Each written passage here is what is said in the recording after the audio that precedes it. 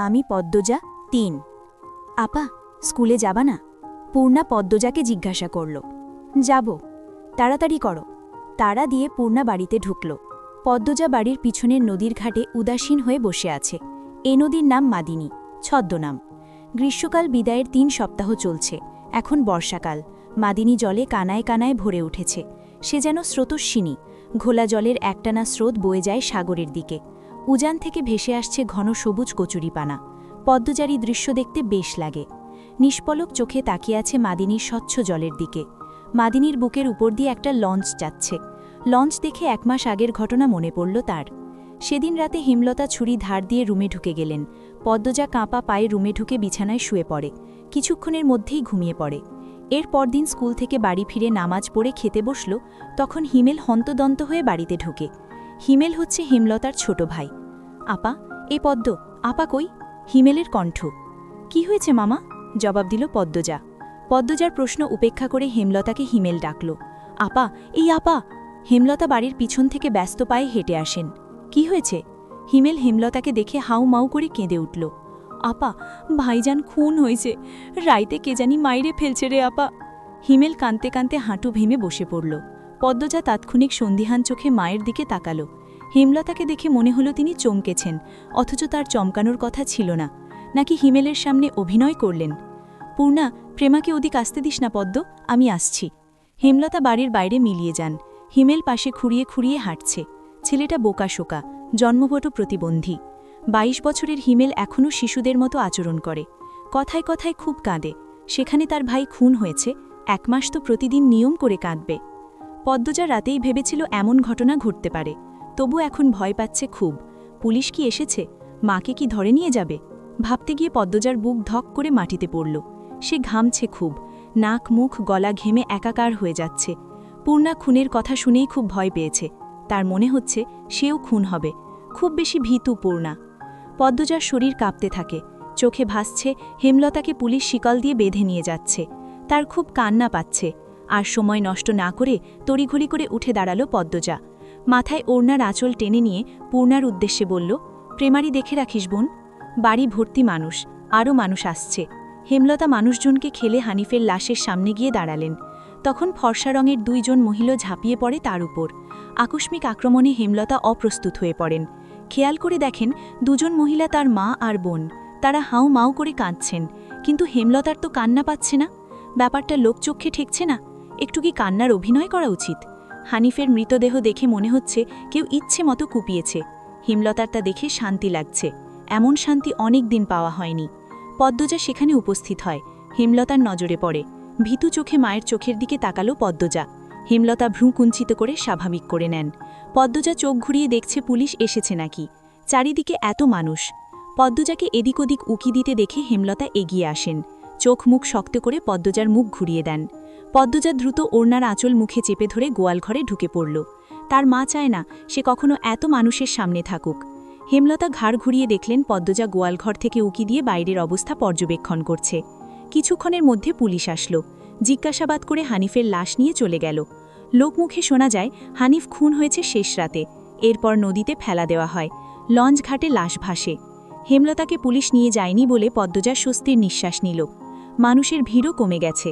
হেমলতার মা কাঁদতে কাঁদতে ক্লান্ত হয়ে উঠোনের এক কোণে বসে আছেন। পদ্মজা গুটি পায়ে গোয়ালঘর থেকে বেরিয়ে আসলো। হেমলতা পদ্মজার দিকে তাকিয়ে মৃদু হাসেন। সেই হাসি দেখলেন হেমলতার মা মঞ্জুরা। তিনি কিছু একটা ভেবে নেন। হেমলতার কাছে এসে কিরমির করে বলেন, তুই খুন করছস? তোমার কেন মনে হচ্ছে এমন? হেমলতার কণ্ঠ স্বাভাবিক, অথচ পদ্মজাই প্রশ্ন শুনে ভয় পেয়েছে খুব। যদি নানু পুলিশকে বলে দেয়, পুলিশ তো তার মাকে নিয়ে যাবে। কাল রাইতে তুই আইছিলি হানিফের ঘরে, আমি দেখি নাই বাই? রাগে কাঁপছেন মঞ্জুরা। আইছি। হেমলতার নির্বিকার স্বীকারোক্তি। কেন মারলি আমার ছেড়ারে? তোর কি ক্ষতি করছে? আইছি বলেই আমি খুন করেছি? এত রাইতে তুই তার কাছে আর কি দরকারে আইবি? আমি তাকে মারতেই যাব কেন? মঞ্জুরা আহত দৃষ্টিতে তাকিয়ে আছেন হেমলতার দিকে। হেমলতার চোখ মুখ শক্ত। নিস্তব্ধতা কাটিয়ে মঞ্জুরা চেঁচিয়ে উঠলেন, পুলিশের কাছে যামো আমি। পদ্মজা কেঁদে উঠল। অস্পষ্ট কণ্ঠে বলে, নানু এমন করো না। হেমলতা নিচু স্বরে কঠিন করে বললেন, আমার মেয়েদের থেকে আমাকে দূরে সরানোর চেষ্টা করো না আম্মা, ফল খুব খারাপ হবে। পদ্মজার মনে হলো মঞ্জুরা ভয় পেয়েছেন। মঞ্জুরা সবসময় হেমলতাকে ভয় পান। তিনি চুপসে যান। শুধু ঘৃণাভরা দৃষ্টি নিয়ে হেমলতার দিকে তাকিয়ে থাকেন। পদ্মজা বুঝতে উঠতে পারে না তার নানু কেন ভয় পায় মাকে। মায়ের অতীতে কি ঘটেছে, কেন তিনি এমন কাঠখোট্টা। ছেলের খুনিকে কোনো মা ছেড়ে দেয়, নানু কেন ছাড়লেন? মেয়ে বলে নাকি অন্য কারণ? কোনো উত্তর নেই। এসব ভাবলে উল্টো মাথা ব্যথা ধরে যায়। অন্য ৮-১০টা পরিবারের মতো কেন না তারা? নাকি গোপনে সব পরিবারেই এমন জটিলতা আছে? প্রশ্ন হাজারটা, উত্তর কোথায়? সেদিন রাতে খাওয়ার সময় হেমলতা নিম্নস্বরে পদ্মজাকে বললেন, পদ্ম। জি আম্মা। আমি হানিফকে খুন করিনি, কারা করেছে তাও জানি না। কথাটি শুনে পদ্মজা খুব চমকায়। তার মা মিথ্যে বলে না। তাহলে কারা খুন করল? পদ্মজা প্রশ্ন করল। তাহলে শেষ রাতে মামার কাছে কেন গিয়েছিলে আম্মা? হেমলতা জবাব দেননি, খাওয়া ছেড়ে উঠে যান। পদ্মজার ভাবনার সুতো কাটল কারো পায়ের আওয়াজ শুনে। ঘাড় ঘুরিয়ে মোর্শেদকে দেখতে পেল। মোর্শেদ পদ্মজাকে ঘাটে বসে থাকতে দেখে বিরক্তিতে কপাল কুচকান। এই ছেড়ি, যা এনথেকা। পদ্মজার কান্না পায়, খুব খারাপ লাগে। নিঃশব্দে এক ফোঁটা জল গড়িয়ে পড়ে। তা আড়াল করে ব্যস্ত পায়ে বাড়ির ভেতর চলে যায়। কয়েক মাস পর পদ্মজার মেট্রিক পরীক্ষা। ৩ বোন বই নিয়ে সড়কে উঠল। পদ্মজার কোমর অবধি পূর্ণা দিয়ে ঢাকা। পূর্ণা এক নাগারে বকবক করে যাচ্ছে। স্কুলে যাওয়া অবধি কথা বন্ধ হবে না। মাঝে মাঝে জোরে জোরে হাসছে। মেয়েটার হাসির রোগ আছে বোধহয়। একবার হাসি শুরু করলে আর থামে না। পদ্মজা বারবার বলছে, আম্মা রাস্তায় কথা বলতে আর হাসতে মানা করছে, চুপ কর না। তবুও পূর্ণা হাসছে। বাড়ির বাইরে এসে সে মুক্ত পাখির মতো আচরণ করে। তাকে দেখে মনে হয় খাঁচা থেকে মুক্ত হয়েছে। পদ্ম, ওই পদ্ম, খাড়া। পদ্মজা ক্ষেতের দিকে তাকালো। লাবণ্য ক্ষেতের আইল ভেঙে দৌড়ে আসছে। লাবণ্য আর পদ্মজা এক শ্রেণীতে পড়ে। লাবণ্য কাছে এসে হাঁপাতে থাকল। শান্ত হওয়ার পর 4 জন মিলে স্কুলের উদ্দেশ্যে হাঁটা শুরু করল। বাংলা পড়া শিখে এসেছি আজ? পদ্মের প্রশ্ন অগ্রাহ্য করে লাবণ্য বলল, আরে ছেড়ি, বাড়ি তো শুদ্ধ ভাষায় কথা কইলে বাইরেও কইতে হইব নাকি? আমি আঞ্চলিক ভাষা পারি না। লাবণ্য অসন্তোষ প্রকাশ করল। সে অলন্দপুরের মাতব্বর বাড়ির মেয়ে। তাদের বাড়ির সবাই শিক্ষিত, তবুও তারা আঞ্চলিক ভাষায় কথা বলে, পরিবারের 2-3 জন সদস্য ছাড়া। আর পদ্মজার 14 গোষ্ঠী মূর্খ, 2-3 জন ছাড়া। তবু এমন ভাব করে আঞ্চলিক ভাষা নাকি পারে না। সত্যি আমি পারি না। ছোট থেকে আম্মা শুদ্ধ ভাষা শিখিয়েছেন, উনিও বলেন, তাই শুদ্ধ ভাষায় কথা বলতেই আরাম পাই। পূর্ণা তো পারে, আমার চেষ্টা করতে ইচ্ছে হয় না। আচ্ছা বাদ দে, শোন, কাইল আমরার বাড়ি তো নায়ক নায়িকারা আইব। পূর্ণা বিগলিত হয়ে প্রশ্ন করল, কেন আসব? কোন নায়ক? শুটিং করতে, ছবির শুটিং। পদ্মজা এসবে কোনো আগ্রহ পাচ্ছে না। পূর্ণা খুব আগ্রহ বোধ করছে। সপ্তাহে একদিন সুমিদের বাড়িতে সাদা কালো টিভিতে সে ছায়াছবি দেখতে যায়। তাই অভিনয় শিল্পীদের প্রতি তার আগ্রহ আকাশ ছোঁয়া। পূর্ণা গদগদ করে প্রশ্ন ছুড়ল, কোন নায়ক নায়িকা? বল না লাবণ্য আপা। দাঁড়া, মনে করি। পূর্ণা কৌতূহল নিয়ে তাকিয়ে আছে। লাবণ্য চোখ বুজে মনে করার চেষ্টা করল। এরপর মনে হতেই বলল, লিখন শাহ আর চিত্রা দেবী। তুমি আমার ছবির নায়ক নায়িকা? হ্যাঁ। স্কুলে যাওয়ার পুরোটা পথ লাবণ্য আর পূর্ণা ছায়াছবি নিয়ে আলোচনা করল। মূল বক্তব্য ছিল লিখন শাহ, আমি পদ্মজা, 3। আপা স্কুলে যাবা না? পূর্ণা পদ্মজাকে জিজ্ঞাসা করল। যাব। তাড়াতাড়ি করো। তাড়া দিয়ে পূর্ণা বাড়িতে ঢুকল। পদ্মজা বাড়ির পেছনের নদীর ঘাটে উদাসীন হয়ে বসে আছে। এ নদীর নাম মাদিনী, ছদ্মনাম। গ্রীষ্মকাল বিদায়ের 3 সপ্তাহ চলছে। এখন বর্ষাকাল। মাদিনী জলে কানায় কানায় ভরে উঠেছে। সে যেন স্রোতস্বিনী। ঘোলা জলের একটানা স্রোত বয়ে যায় সাগরের দিকে।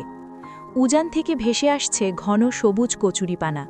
এ দৃশ্য দেখতে পদ্মজার বেশ লাগে। নিষ্পলক চোখে তাকিয়ে আছে মাদিনীর স্বচ্ছ জলের দিকে। মাদিনীর বুকের ওপর দিয়ে একটা লঞ্চ যাচ্ছে। লঞ্চ দেখে 1 মাস আগের ঘটনা মনে পড়ল তার। সেদিন রাতে হেমলতা ছুরি ধার দিয়ে রুমে ঢুকে গেলেন। পদ্মজা কাপা পায়ে রুমে ঢুকে বিছানায় শুয়ে পড়ে। কিছুক্ষণের মধ্যেই ঘুমিয়ে পড়ে। এরপর দিন স্কুল থেকে বাড়ি ফিরে নামাজ পড়ে খেতে বসল, তখন হিমেল হন্তদন্ত হয়ে বাড়িতে ঢুকে। হিমেল হচ্ছে হেমলতার ছোট ভাই। আপা, এই পদ্ম, আপা কই? হিমেলের কণ্ঠ। কি হয়েছে মামা? জবাব দিল পদ্মজা। পদ্মজার প্রশ্ন উপেক্ষা করে হিমেল হেমলতাকে ডাকল। আপা, এই আপা। হেমলতা বাড়ির পেছন থেকে ব্যস্ত পায়ে হেঁটে আসেন। কি হয়েছে? হিমেল হেমলতাকে দেখে হাউমাউ করে কেঁদে উঠল। আপা, ভাইজান খুন হয়েছে, রাইতে কে জানি মাইরা ফেলছে রে আপা। হিমেল কাঁদতে কাঁদতে হাঁটু ভেঙে বসে পড়ল। পদ্মজা তাৎক্ষণিক সন্দিহান চোখে মায়ের দিকে তাকাল। হেমলতাকে দেখে মনে হল সিনি চমকেছেন, অথচ তার চমকানোর কথা ছিল না। নাকি হিমেলের সামনে অভিনয় করলেন? পূর্ণা প্রেমাকে ওদিক আসতে দিস না পদ্ম, আমি আসছি। হেমলতা বাড়ির বাইরে মিলিয়ে যান। হিমেল পাশে খড়িয়ে খড়িয়ে হাঁটছে। ছেলেটা বোকাশোকা, জন্মগত প্রতিবন্ধী। ২২ বছরের হিমেল এখনও শিশুদের মতো আচরণ করে। কথায় কথায় খুব কাঁদে। সেখানে তার ভাই খুন হয়েছে, ১ মাস তো প্রতিদিন নিয়ম করে কাঁদবে। পদ্মজা রাতেই ভেবেছিল এমন ঘটনা ঘটতে পারে, তবুও এখন ভয় পাচ্ছে খুব। পুলিশ কি এসেছে? মাকে কি ধরে নিয়ে যাবে? ভাবতে গিয়ে পদ্মজার বুক ধক করে বসে পড়ল। সে ঘামছে খুব, নাক মুখ গলা ঘেমে একাকার হয়ে যাচ্ছে। খুনের কথা শুনেই পূর্ণা খুব ভয় পেয়েছে। তার মনে হচ্ছে সেও খুন হবে। খুব বেশি ভীতু পূর্ণা। পদ্মজার শরীর কাঁপতে থাকে। চোখে ভাসছে হেমলতাকে পুলিশ শিকল দিয়ে বেঁধে নিয়ে যাচ্ছে। তার খুব কান্না পাচ্ছে। আর সময় নষ্ট না করে তড়িঘড়ি করে উঠে দাঁড়ালো পদ্মজা। মাথায় ওড়নার আঁচল টেনে নিয়ে পূর্ণার উদ্দেশ্যে বলল, প্রেমারে দেখে রাখিস বোন। বাড়ি ভর্তি মানুষ, আরও মানুষ আসছে। হেমলতা মানুষজনকে ঠেলে হানিফের লাশের সামনে গিয়ে দাঁড়ালেন। তখন ফর্সা রঙের ২ জন মহিলা ঝাঁপিয়ে পড়ে তার ওপর। আকস্মিক আক্রমণে হেমলতা অপ্রস্তুত হয়ে পড়েন। খেয়াল করে দেখেন ২ জন মহিলা তার মা আর বোন। তারা হাউমাউ করে কাঁদছে, কিন্তু হেমলতার তো কান্না পাচ্ছে না। ব্যাপারটা লোকচক্ষে ঠেকছে না। একটু কি কান্নার অভিনয় করা উচিত? হানিফের মৃতদেহ দেখে মনে হচ্ছে কেউ ইচ্ছে মতো কুপিয়েছে। হেমলতার তা দেখে শান্তি লাগছে। এমন শান্তি অনেক দিন পাওয়া হয়নি। পদ্মজা সেখানে উপস্থিত হয়। হেমলতার নজরে পড়ে। ভীতু চোখে মায়ের চোখের দিকে তাকায় পদ্মজা। হেমলতা ভ্রু কুঞ্চিত করে আবার স্বাভাবিক করে নেন। পদ্মজা চোখ ঘুরিয়ে দেখছে পুলিশ এসেছে নাকি। চারিদিকে এত মানুষ। পদ্মজাকে এদিক ওদিক উকি দিতে দেখে হেমলতা এগিয়ে আসেন। চোখ মুখ শক্ত করে পদ্মজার মুখ ঘুরিয়ে দেন। পদ্মজা দ্রুত ওড়নার আঁচল মুখে চেপে ধরে গোয়াল ঘরে ঢুকে পড়ল। তার মা চায় না সে কখনো এত মানুষের সামনে থাকুক। হেমলতা ঘাড় ঘুরিয়ে দেখেন পদ্মজা গোয়ালঘর থেকে উঁকি দিয়ে বাইরের অবস্থা পর্যবেক্ষণ করছে। কিছুক্ষণের মধ্যে পুলিশ আসলো। জিজ্ঞাসাবাদ করে হানিফের লাশ নিয়ে গেল। লোকমুখে শোনা যায় হানিফ খুন হয়েছে শেষ রাতে। এরপর নদীতে ফেলা দেওয়া হয়। লঞ্চঘাটে লাশ ভাসে। হেমলতাকে পুলিশ নিয়ে যায়নি বলে পদ্মজার স্বস্তির নিঃশ্বাস ফেলে। মানুষের ভিড়ও কমে গেছে। হেমলতার মা কাঁদতে কাঁদতে ক্লান্ত হয়ে উঠোনের এক কোণে বসে আছেন। পদ্মজা গুটি পায়ে গোয়ালঘর থেকে বেরিয়ে এলো। হেমলতা পদ্মজার দিকে তাকিয়ে মৃদু হাসেন। সেই হাসি দেখলেন হেমলতার মা মঞ্জুরা। তিনি কিছু একটা ভেবে নেন। হেমলতার কাছে এসে কিরমির করে বলেন, তুই খুন করছিস? তোমার কেন মনে হচ্ছে এমন? হেমলতার কণ্ঠ স্বাভাবিক, অথচ পদ্মজা এই প্রশ্ন শুনে ভয় পেয়েছে খুব। যদি নানু পুলিশকে বলে দেয়? পুলিশ তো তার মাকে নিয়ে যাবে। ভাবতে গিয়ে পদ্মজার বুক ধক করে বসে পড়ল। কাইল রাইতে তুই আইসিলি হানিফের ঘরে, আমি দেখি নাই? রাগে কাঁপছেন মঞ্জুরা। হ্যাঁ, আসছি। হেমলতার নির্বিকার স্বীকারোক্তি। কেন মারলি আমার ছেড়ারে? তোর কি ক্ষতি করছে? আসছি বলেই আমি খুন করেছি? এত রাইতে তুই তার কাছে আর কি দরকারে আইবি? আমি তাকে মারতেই যাব কেন? মঞ্জুরা আহত দৃষ্টিতে তাকিয়ে আছেন হেমলতার দিকে। হেমলতার চোখ মুখ শক্ত। নিস্তব্ধতা কাটিয়ে মঞ্জুরা চেঁচিয়ে উঠলেন, পুলিশের কাছে যামু আমি। পদ্মজা কেঁদে উঠল।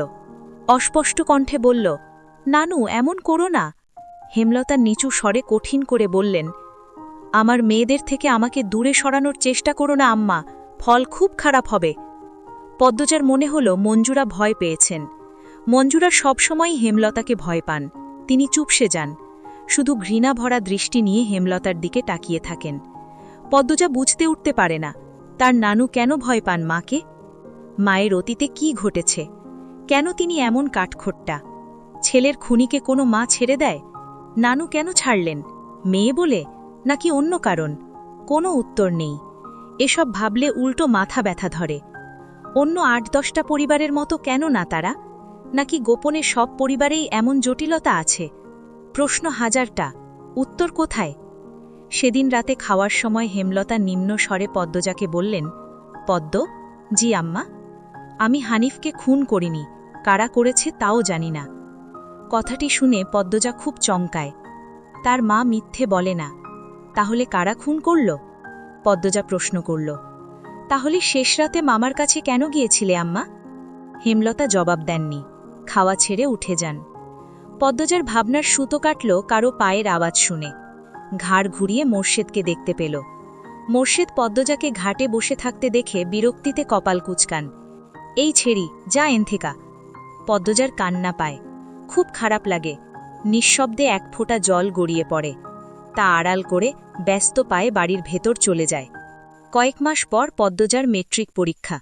৩ বোন বই নিয়ে সড়কে উঠল। পদ্মজার কোমর অবধি ওড়না দিয়ে ঢাকা। পূর্ণা এক নাগারে বকবক করে যাচ্ছে। স্কুলে যাওয়া অবধি কথা বন্ধ হবে না। মাঝে মাঝে জোরে জোরে হাসছে। মেয়েটার হাসির রোগ আছে বোধহয়।